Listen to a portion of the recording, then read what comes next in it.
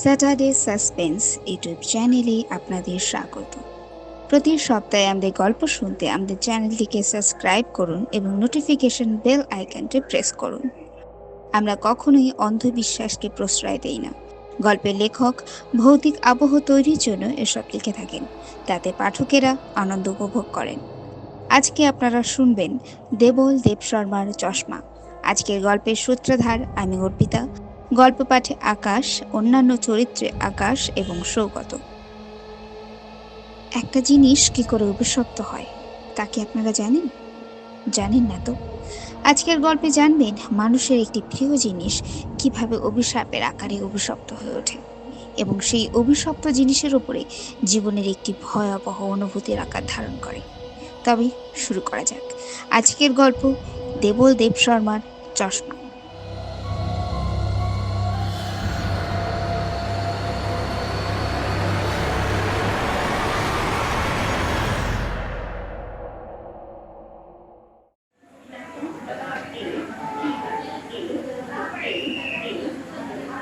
রাঁচি স্টেশনে নেমে ধাক্কাধাক্কিতে চশমাটা চোখ থেকে ছিটকে পড়ল। শক্ত বুট জুতো পায়ে সন্ডা গোছের একটা লোক নির্মমভাবে সেটা মারিয়ে যেতেই কাঁচ দুটো ভেঙে চুরমার। অবস্থা দেখে সুধাকরের চোখ ফেটে জল এলো। একপাশে চুপ করে দাঁড়িয়ে সুধাকর কি করবে তাই ভাবছিল। চশমা না থাকলে তার অন্ধ নাচারের দশা। ধীরে ধীরে হয়তো হাঁটাচলা করতে পারবে, কিন্তু পড়াশুনো? ঠিক সেই মুহূর্তে শ্রীনিবাস কাছে এসে দাঁড়ালো। তাকে অমনি নির্বাক দাঁড়িয়ে থাকতে দেখে ঈষৎ হেসে শুধল। ব্যাপার কি? 7 টুকরো চশমা তুলে দেখেই শ্রীনিবাসের মুখের অবস্থা রীতিমতো করুণ হয়ে উঠল। দেখে বলল, এই যা, তাহলে এখন কি হবে? শ্রীনিবাস স্টেশনে হাজির সুধাকরকে রিসিভ করতে। আগামীকাল থেকে অনার্স পরীক্ষা শুরু। প্র্যাকটিক্যাল পরীক্ষার এক্সটার্নাল এক্সামিনার হিসাবে সুধাকর এখানে এসেছে। বড়জোর দিন 7 থাকবে, সেই ব্যবস্থা শ্রীনিবাস নিশ্চয়ই সব করে রেখেছে। এখন এই চশমাটা ভাঙতেই যত বিপত্তি। ভাঙ্গা চশমাটা একবার পরীক্ষা করে শ্রীনিবাস বলল, শহীদ চকে চশমার বড় দোকান আছে, 2-1 দিনের মধ্যে বানিয়ে দিতে পারবে। কিন্তু আশ্বাসটা সুধাকরের ঠিক মনোপুত হলো না। সে বলল, আপাতত কিসে কাজ চলবে? চশমা না থাকলে কানা। তাহলে আগামীকাল পরীক্ষা নেব কেমন করে? কথাটা ঠিক, কাজ চলার মতো একটা কিছু বিকল্প ব্যবস্থা এখনই করতে হয়। স্টেশন থেকে বেরিয়ে শ্রীনিবাস তাকে একটা অটোতে এনে তুলল। ঘড়ির দিকে এক পলক তাকিয়ে বলল, চলুন, যাবার পথে শহীদ চকে নেমে চশমার খোঁজ করে যাই। সুধাকর বলল, খোঁজ মানে একটা পুরনো চশমা চাই, আপাতত যাতে 2-4 দিন কাজ চলে।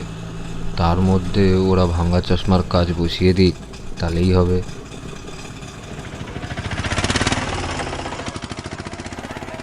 শহীদ চকে ফিরাইয়া লালের মতো মস্ত ডিপার্টমেন্টাল স্টোর, তার উল্টো দিকে চশমার দোকান।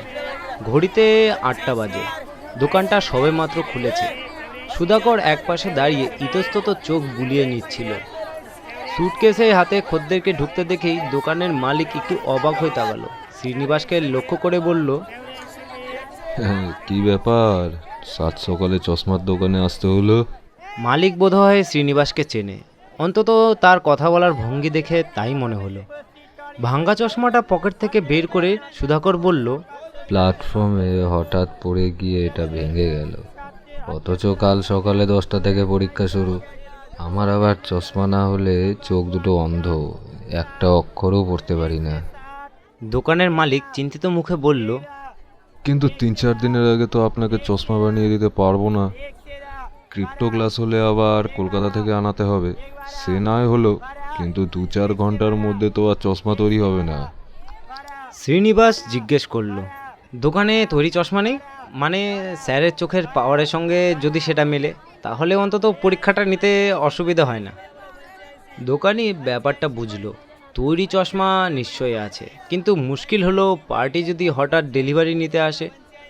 কিছুক্ষণ পরে দোকানি বলল, আচ্ছা, পুরনো চশমা হলে চলবে? ফ্রেম টেম কিন্তু বাজে, মানে ওল্ড স্টাইলের।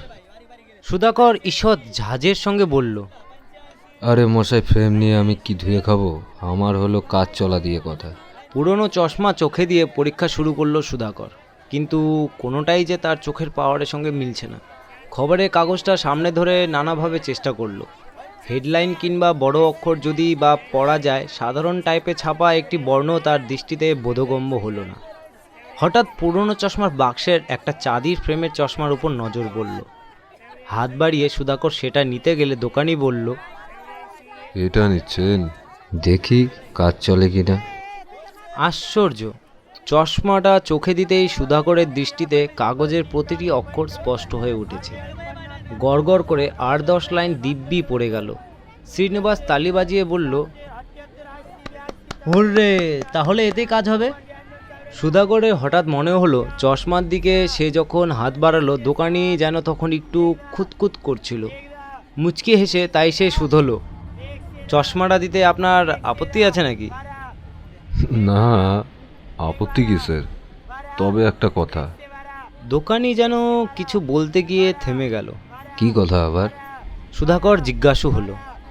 দোকানি সহজভাবেই বলল, চশমাটা শুধু কাজের সময় ব্যবহার করবেন, মানে যখন কলেজে পরীক্ষা নেবেন। সুধাকর এক মুহূর্ত চিন্তা করল, কি বলতে চায় লোকটা। পুরনো চশমাটা দিতে হয়তো ইচ্ছে নেই, এমনও সম্ভব যে ওর কোনো নিকটাত্মীয় এটা ব্যবহার করতেন। ফিরাইয়া লালের দোকানের উল্টো দিকে সারবন্দি অটো দাঁড়িয়ে, ওরই একটাতে উঠে বসলো শ্রীনিবাস আর সুধাকর।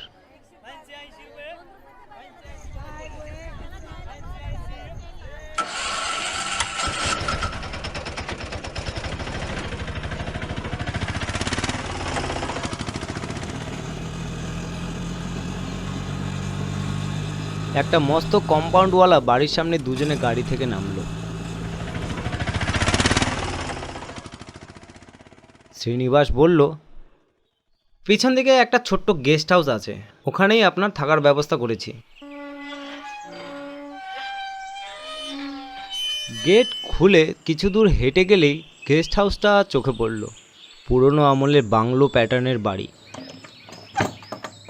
চৌকিদার গোছের একটা লোক এসে ঘরের দরজা খুলে দিল। হাতের সুটকেসটা টেনে নিয়ে কোণে টেবিলের উপর রাখলো। শেষে বিনীতভাবে বলল, হুকুম পেলেই সে ব্রেকফাস্ট আর চা বানিয়ে আনবে। শ্রীনিবাস বলল, আপনি মুখ হাত ধুয়ে রেস্ট নিন স্যার, ব্রেকফাস্ট ছেড়ে ছোট্ট একটু ঘুমও দিতে পারেন। তুমি কখন আসছো? বিকেলে। শ্রীনিবাস কি যেন চিন্তা করলো, একটু ভেবে বলল, ধরুন 4:30 নাগাদ। বেশ, তাই এসো। সুধাকর সায় দিল, তারপর বলল, বিকালে একটু বাজারে যাব, দু একটা জিনিসও কেনা দরকার। কোনো অসুবিধা নেই, বিকালে স্কুটার নিয়ে আসছি। বিকেলে 4টে না বাজতেই সুধাকর তৈরি। চোখে মুখে জল দিয়ে জামা কাপড় বদলে নিল। চুলে চিরুনি বুলিয়ে সেই চাঁদি চশমাটা পরল। আয়নায় নিজেকে দেখে সুধাকরের হাসি পাচ্ছিল। চশমাটা পরে তাকে কি অদ্ভুত না লাগছে। পরীক্ষা দিতে এসে ছাত্ররা আবার তার মুখের দিকে হা করে তাকিয়ে থাকে। স্কুটার থেকে নেমে শ্রীনিবাস বলল, চশমাটা পরে আপনাকে মন্দ লাগছে না? একটু সেকেলে অবশ্য, কিন্তু প্যান্ট আর বুশ শার্টখানা তেমনই মডার্ন। সুধাকর স্কুটারটা খুঁটিয়ে লক্ষ্য করলো, বলল, আমি চালাবো, তুমি বরং পিছনে বসো। শ্রীনিবাস আপত্তি করলো না, শুধু বলল, আপনার লাইসেন্স আছে তো? 8 বছরের পুরনো লাইসেন্স, তোমার চিন্তার কারণ নেই। সুধাকর সগর্বে জানালো।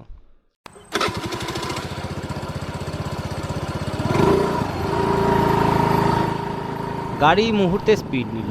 চশমার কাচের ভিতর দিয়ে সুধাকর পথঘাট দেখছিল। তার মনে হলো সব ফাঁকা, লোক নেই, জন নেই, যেন এক শূন্য পথে কি অজানা আকর্ষণে সে প্রচণ্ড বেগে ছুটে চলেছে। পেছন থেকে শ্রীনিবাস হঠাৎ চেঁচিয়ে উঠল, গাড়ি থামান, গাড়ি থামান, এক্ষুনি একটা অ্যাক্সিডেন্ট হয়ে যাবে। অ্যাক্সিডেন্ট শুনেই সুধাকরের চেতনা ফিরে এলো। ব্রেক কষে গাড়িটা একপাশে থামাতেই শ্রীনিবাস লাফ দিয়ে নামলো। প্রায় ভর্ৎসনার সুরে বলল, এ কি গাড়ি চালানো? এক্ষুনি যে অ্যাক্সিডেন্ট হচ্ছিল। অ্যাক্সিডেন্ট? সুধাকর অবাক হয়েছে মনে হলো। অ্যাক্সিডেন্ট নয় তো কি, রাস্তায় অত লোকজন আর তার মাঝখান দিয়ে আপনি 50-60 মাইল স্পিডে গাড়ি চালিয়ে নেন? সুধাকর পাল্টা প্রশ্ন করল। রাস্তায় লোক কোথায়? আমি তো সব ফাঁকাই দেখলাম। শ্রীনিবাস আর কথা বাড়ালো না। সে শুধু বলল, নতুন জায়গায় আপনার গাড়ি চালাতে অসুবিধা হবে, তার চেয়ে বরং আপনি পিছনে বসুন। সুধাকর খুঁতখুত করছিল। আশ্চর্য, পথে লোকজন তো ছিল না, ফাঁকা রাস্তা। সে দিব্যি স্পিডে গাড়ি চালিয়ে এসেছে। তাহলে শ্রীনিবাস গাড়ির গতি কমিয়ে শহীদ চকে এসে পৌঁছলো। সামান্য কিছু কেনাকাটি ছিল, সেরে নিতে 15 মিনিটও লাগলো না। ফেরার সময়ও শ্রীনিবাস নিজেই চালকের আসনে বসল। কাকে রোডে সেই বাংলো বাড়িতে সন্ধ্যের মুখে ফিরল দুজনে। চৌকিদার তার জন্য অপেক্ষা করছিল।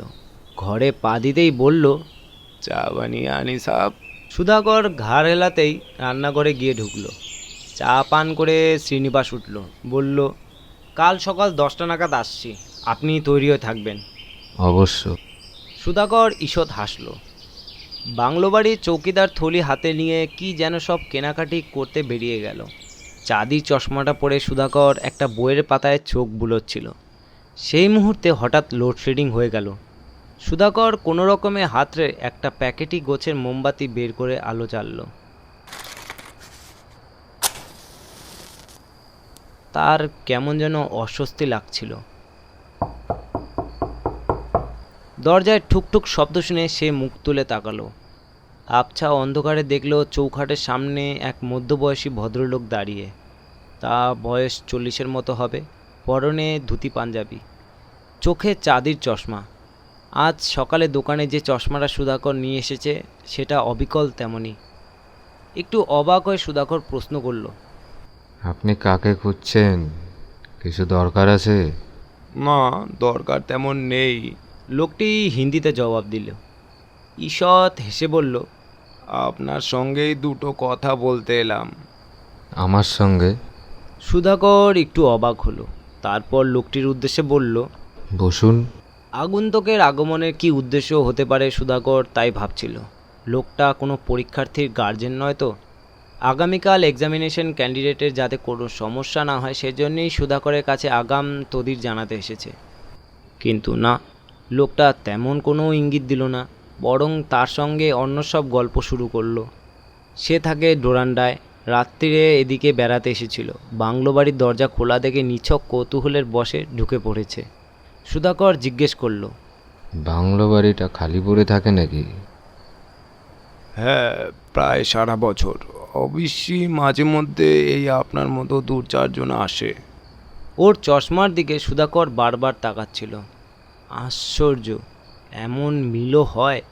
লোকটি বলল, কি দেখছেন আমার মুখের দিকে তাকিয়ে? না, তেমন কিছু নয়। সুধাকর সলজ্জ হাসল, বলল, আসলে আপনার এই চশমার সঙ্গে আমার এই চশমার অদ্ভুত মিল রয়েছে। লোকটি বলল, চশমাটা বউবাজারে একটা দোকান থেকে কেনা। তা প্রায় 12 বছর হলো। ফ্রেমটা অর্ডার দিয়ে বানানো, খাঁটি সিলভার। এ তো বুঝতেই পারছি। সুধাকর জবাব দিল। লোকটি ফের বলল, একবার বেকায়দায় হাত থেকে পড়ে চশমার কাঁচ দুটো ভেঙে গেল, তখন ওটা দোকানে সারাতে দিতে হলো। চশমাটা কিন্তু চমৎকার সেরেছে। কাজ দুটো এমন সুন্দর, বাইফোকাল বলে বোঝা যায় না। লোকটি ঈষৎ হাসল, বলল, শহীদ চকে একটা দোকানে ওটা সারাতে দিয়েছিলাম। ওদের কাজকর্ম ভালো বলেই জানতাম। শহীদ চকের প্রসঙ্গ উঠতেই সুধাকর একবার জিজ্ঞেস করবে ভাবল, এই চশমাটাও তো ওখান থেকে নিয়ে এসেছে। তারপর মনে হলো কি প্রয়োজন এইসব কথা বলার। শহীদ চকে তো একটা দোকান নেই। আরও কিছুক্ষণ কথা বলে লোকটি উঠল। যাওয়ার সময় বলল, আপনি কদিন আছেন এখানে? 4-5 দিনের মতন। সুধাকর জবাব দিল। যদি পারি তো আর একদিন বরং আপনার সঙ্গে দেখা করে যাব। হ্যাঁ, আসবেন। সুধাকর অন্যমনস্কের মতো বলল।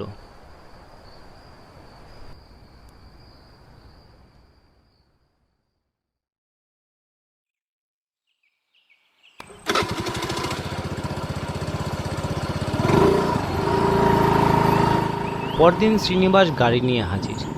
বেলা তখনও 10টা হয়নি। গাড়ি চালাতেই শ্রীনিবাস বলল, আপনাকে যেন একটু অন্যমনস্ক লাগছে, কিছু ভাবছেন? হ্যাঁ, মানে গতকাল রাত্রির একটা ঘটনা ঘটল। ঘটনা?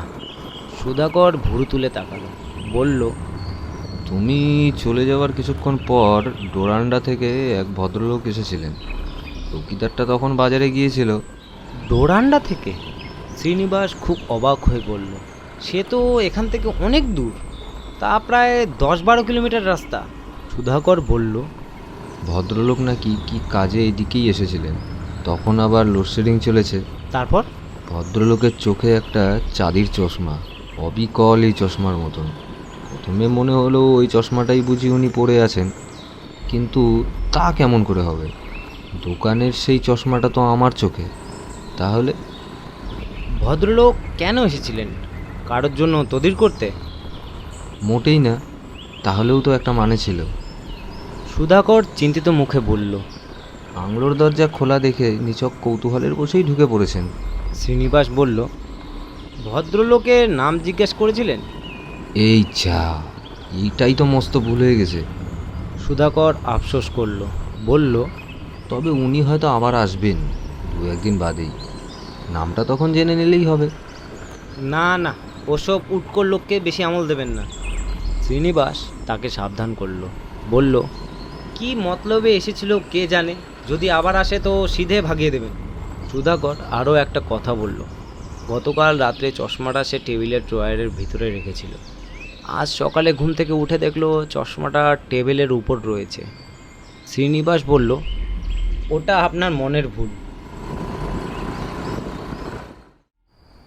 কিন্তু 2 দিন নয়, ঠিক 4 দিনের মাথায় লোকটা ফের উপস্থিত।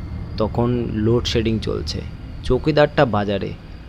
প্রায় অন্ধকার ঘরে একটা শীর্ণ মোমবাতির মরা আলোয় সুধাকর কি করবে তাই ভাবছিল। এমন সময় সেই টুকটুক শব্দ শুনেই সে মুখ তুলে তাকালো। হ্যাঁ, ওই ভদ্রলোক। সেদিনকার মতো পরনে ধুতি পাঞ্জাবি, চুলগুলি বিশ্বস্ত্র, কপালে বাঁ দিকে একটা কাটা দাগ। প্রথম দিন অতটা নজর করেনি সুধাকর। ওর পায়ে একজোড়া চকচকে পামশু, কিন্তু চোখে আজ চশমাটা নেই।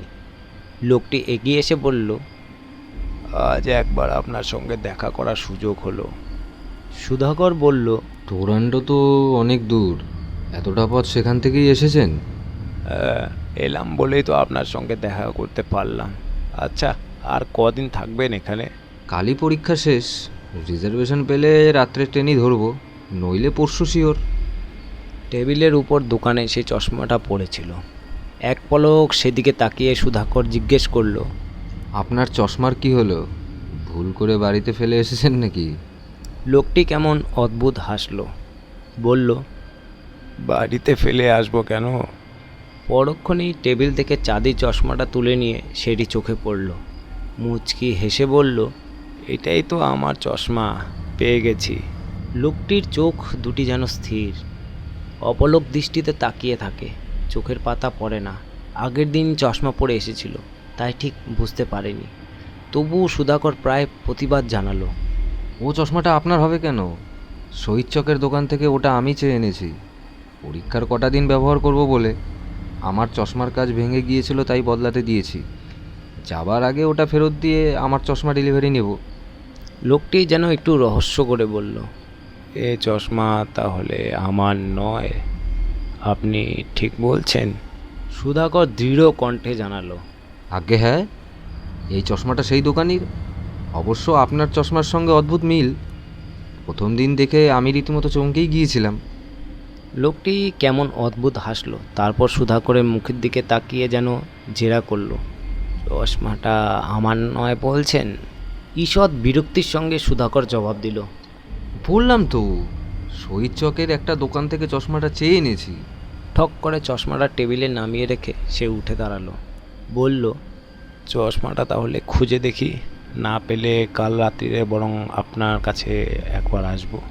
লোকটির দরজার মুখে যেতেই সুধাকর পেছন থেকে শুধলো। আচ্ছা, আপনার নামটা কি বলবেন? আমার নাম? সে ফিরে তাকালো, বলল, আমার নাম গিরিজাকান্ত মিশ্র। ডোরান্ডায় এই নামে সবাই চিনবে।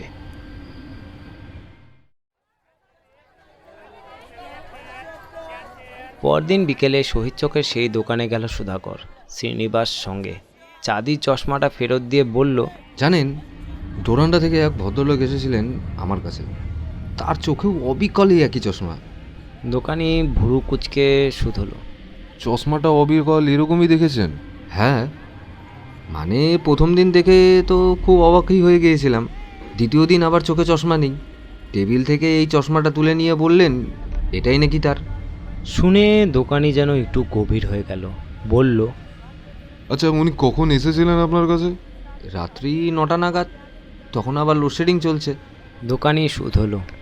আচ্ছা, ভদ্রলোকের কপালের বাঁদিকে একটা কাটা দাগ। আশ্চর্য, আপনি চেনেন নাকি ওকে? কি নাম জানেন? দোকানি ফের শুধলো। হ্যাঁ, গিরিজাকান্ত মিশ্র। বললেন ডোরান্ডায় এই নামেই তাকে সবাই চেনে। সুধাকর এক মুহূর্ত থামলো, একটু মজা করে বলল, চশমা না খুঁজে পেলে রাত্রিরে হয়তো আবার আসবেন। দোকানি গম্ভীর মুখে বলল, বাবুজি, চশমাটা গিরিজাকান্তজিরই। তাই নাকি? তাহলে ওটা নিয়ে যাই, রাত্রিরে দেখা করতে এলে ফেরত দিব। এজন্যই উনি বারবার বলেছিলেন চশমাটা তার। কিন্তু কিন্তু কি? দোকানি জিজ্ঞাসু হলো। তাহলে আগের দিন যে চশমাটা ওকে পরতে দেখলাম সেটা কার? তা জানি না, দোকানি বলল, তবে চশমাটা গিরিজাকান্তজিরই। এখানে কাজ বদলাতে দিয়েছিলেন আর ডেলিভারি নেননি। কেন? সে খুব দুঃখের ব্যাপার। টোরান্ডো থেকে স্কুটারে চেপে এদিকেই আসছিলেন, হঠাৎ একটা লরির ধাক্কা, সেই অ্যাক্সিডেন্টেই উনি মারা যান। দোকানি একটা দীর্ঘশ্বাস ফেলে বলল, চশমাটা তাই আপনাকে দিতে চাইনি। এর আগেও এক ভদ্রলোক ব্যবহার করতে নিয়ে যান, গিরিজাকান্তজি তাকেও অমনি দেখা দিয়েছিলেন। ভয় পেয়ে বেচারি পরের দিনই চশমাটা ফেরত দিতে পথ পাননি। এটাই তো আমার চশমা, পেয়ে গেছি। ও চশমাটা আপনার হবে কেন? এ চশমা তাহলে আমার নয়? আপনি ঠিক বলছেন। শ্রীনিবাস বলল, ওই ভুতুরে চশমাটা তাহলে রেখেছেন কেন? গঙ্গায় বিশেষণ দিলেই তো হয়। দোকানি হাসলো, বলল, পিওর সিলভারে এমন সুন্দর একটা জিনিস, ভেবেছি ওটা কোনো মিউজিয়ামে পাঠিয়ে দেবো।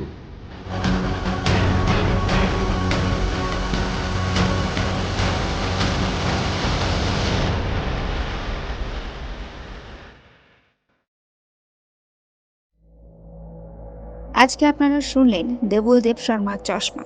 গল্পটি কেমন লাগলো অবশ্যই আমাদের কমেন্ট করে জানাবেন। ভালো থাকবেন, সুস্থ থাকবেন।